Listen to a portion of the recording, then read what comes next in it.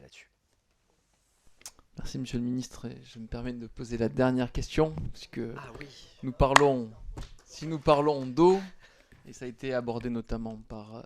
notre collègue Pascal Boyer, je vais vous parler de l'étang de Berre. Monsieur le Ministre, vous connaissez très bien le sujet puisque vous êtes venu sur place. Vous avez pris le temps de comprendre et de, au final, analyser les propositions de la commission parlementaire, de cette mission d'information transpartisane que nous avions portée lors de l'ancienne mandature, pour que nous puissions avoir des propositions, notamment visant à valoriser 800 millions de mètres cubes d'eau à l'année qui est rejeté dans un étang exceptionnel, une pépite écologique qui est l'étang de Berre. J'entends, et c'est relayé par certains médias, une volonté de la part de l'État, du gouvernement, de troquer cette eau, une partie de cette eau, contre du pétrole. Vous avez dit à plusieurs reprises que vous étiez opposé, notamment lors d'une question au gouvernement, à ce projet. Pourriez-vous de nouveau confirmer que vous êtes opposé à ce projet qui est de nouveau relayé par un certain nombre de nos opposants? Premier point. Et deuxième point, confirmer l'engagement de votre ministère pour que réellement, sur notre territoire, ces 800 millions de mètres cubes d'eau puissent être valorisés. Je pense notamment au niveau de notre nappe phréatique de la Crau. Alors, je finissais par me désespérer d'avoir cette question, alors que c'est finalement une des premières dont j'ai pu m'occuper quand je suis arrivé dans ce ministère, avec cette visite que je n'oublierai pas à vos côtés, à celle de Pierre Daréville, qui faisait partie des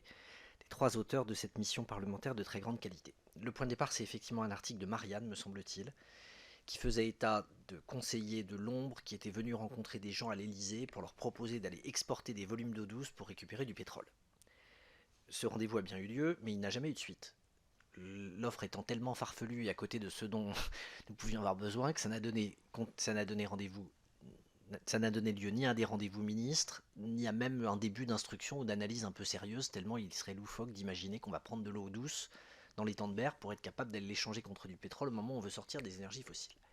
Je précise que si je devais tenir le registre des propositions loufoques qui m'ont été faites depuis que j'ai commencé mon engagement politique, il est probable que ça donnerait matière à beaucoup d'articles de Marianne ou d'autres du même type, et ça n'est pas parce qu'il y a des gens qui ont des idées décalées que ce sont des projets du gouvernement ou des projets de l'exécutif. On est face à une situation unique par rapport à la plus grande lagune d'Europe, c'est-à-dire qu'on constate qu'il y a une pollution à l'eau douce. Quand on parle de sécheresse, c'est quand même totalement antinomique. Cette pollution à l'eau douce qui a entraîné une procédure de justice contre la France pour faire en sorte qu'elle cesse, elle repose sur le fait que toute la chaîne des centrales hydroélectriques se termine dans cet étang de Berre et que les volumes dont parle le président Zoulesi, à la fin, une fois qu'ils ont servi à produire de l'hydroélectricité, sont projetés dans l'étang de Berre. Pendant longtemps, l'analyse prioritaire, c'était de réouvrir potentiellement des canaux pour qu'au lieu que l'eau aille dans l'étang de Berre, on aille la mettre dans la mer.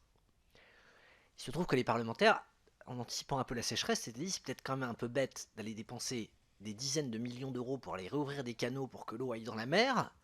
alors qu'il y a peut-être d'autres types d'usages. Il y en a deux principaux. Le premier, ce serait d'imaginer qu'une partie de cette eau puisse réalimenter le système hydroélectrique pour qu'on puisse produire davantage. Puisqu'à l'heure actuelle, à cause de cette pollution à l'eau douce, la préconisation, c'est de diminuer la production hydroélectrique, alors que c'est notre première source d'énergie renouvelable et que précisément, c'est extrêmement vertueux d'un point de vue écologique. La deuxième idée, si on n'est pas dans un système qui consiste à faire remonter l'eau douce pour être peu ou prou dans une sorte de circuit plus ou moins fermé, c'est d'utiliser des canaux, mais pas d'aller vers la mer, d'aller vers la terre. Et d'aller en particulier vers la plaine du Crau, qui, au-delà du foin AOC qu'il produit, est un territoire agricole sur lequel on a des besoins, et sur lequel potentiellement on pourrait, pour le coup, augmenter, ou en tout cas faire en sorte de sécuriser des usages agricoles, qui aujourd'hui sont menacés comme partout par la sécheresse. À l'issue de la visite que j'ai faite dans votre circonscription, la réunion de travail qui s'est tenue, la commande a été passée en particulier à EDF de financer une partie de ces études puisque c'est eux qui sont placés en situation de responsabilité par rapport à cette pollution et en disant clairement que les voies que nous préconisions, c'était d'abord le fait d'alimenter la plaine du Crau, ensuite de regarder comment on pouvait conforter la production hydroélectrique et seulement en dernier recours, le fait de se demander comment il fallait à ce moment-là dériver cette eau loin de la lagune et de l'étang de Berre. Mais je dis bien, les choses sont dans cet ordre, les études sont en cours, ça prend un peu de temps compte tenu des volumes financiers, de l'ampleur du dispositif et du besoin qu'on a à avoir des choses qui soient certaines et pas seulement des des propos et des fake news comme certaines des informations qui ont pu être